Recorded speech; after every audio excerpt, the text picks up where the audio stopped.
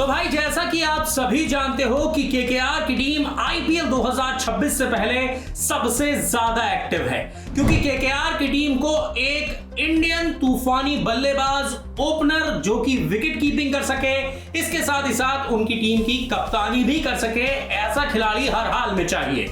और इसके लिए दो ऑप्शन सबसे ज्यादा बेस्ट हैं, एक है केएल राहुल और दूसरे हैं संजू सैमसन। और केकेआर की टीम इन दोनों के लिए ही जी जान लगाकर मशक्कत कर रही है कि किसी तरीके से इन दोनों में से कोई एक खिलाड़ी जो है वो केकेआर में शामिल हो जाए अगले सीजन से पहले।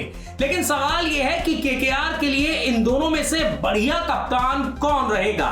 क्या संजू सैमसन केकेआर के लिए बढ़िया कप्तान साबित होंगे या फिर केएल राहुल जो है वो यहां पर केकेआर के लिए दमदार शानदार बेहतरीन कप्तान साबित होंगे?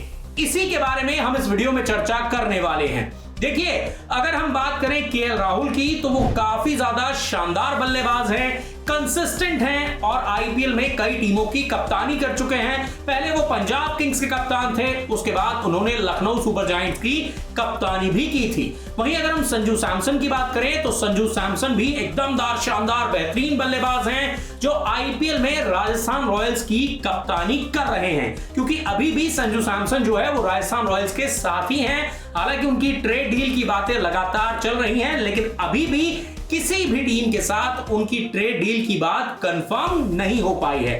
तो ऐसे में यहां पर इन दोनों के बीच जंग है कि भैया केकेआर के लिए बेहतरीन कप्तान कौन साबित होगा। इसके अलावा नीतीश राणा को लेकर भी बातचीत चल रही है कि क्या भैया नीतीश राणा को केकेआर की टीम वापस ले सकती है और अपना कप्तान बना सकती है, क्योंकि भाई दिल्ली प्रीमियर लीग में नीतीश राणा ने धुआं उड़ा दिया था, मार मार के गेंदबाजों का पसीना छुड़ा दिया था। तो ऐसे में यह भी माना जा रहा है कि केकेआर की टीम नीतीश राणा को वापस लेकर उन्हें कप्तानी सौंप सकती है। लेकिन देखिए, नीतीश राणा के बारे में हम इस वीडियो में बात नहीं करेंगे, हम बात करेंगे केएल राहुल और संजू सैमसन। इन दोनों में से कौन बेहतर कप्तान साबित हो सकता है केकेआर के लिए? पहले बात कर लेते हैं भाई संजू सैमसन की।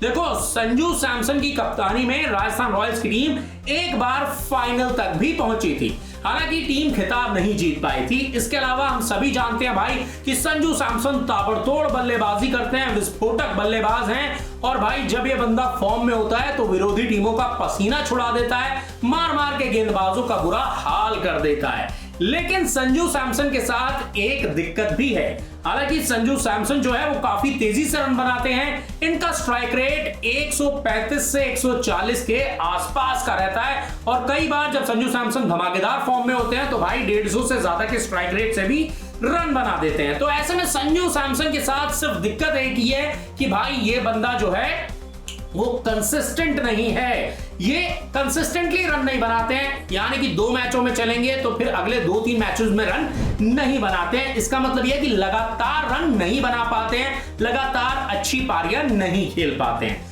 वहीं अगर हम केएल राहुल की बात करें तो भाई देखो, केएल राहुल जो है ना, ये बंदा भी दमदार है, शानदार है, बेहतरीन है, लेकिन इसके साथ जो दिक्कत है उसके बारे में मैं बाद में बताऊंगा। लेकिन ये बंदा जो है वो कंसिस्टेंट है, यानी कि ये लगातार रन बनाते रहते हैं। जब इनका फॉर्म अच्छा होता है तो भाई ये बंदा फिर पीछे मुड़कर नहीं देखता। और आपको याद ही होगा दिल्ली को किस तरीके से पिछले सीजन में वो मुकाबला जिताया था आरसीबी के खिलाफ, जब वो घेरा भी बना दिया था और भाई मजेदार अंदाज में इन्होंने वो सेलिब्रेट भी किया था जिस तरीके से इन्होंने दिल्ली को जीत दिलाई थी।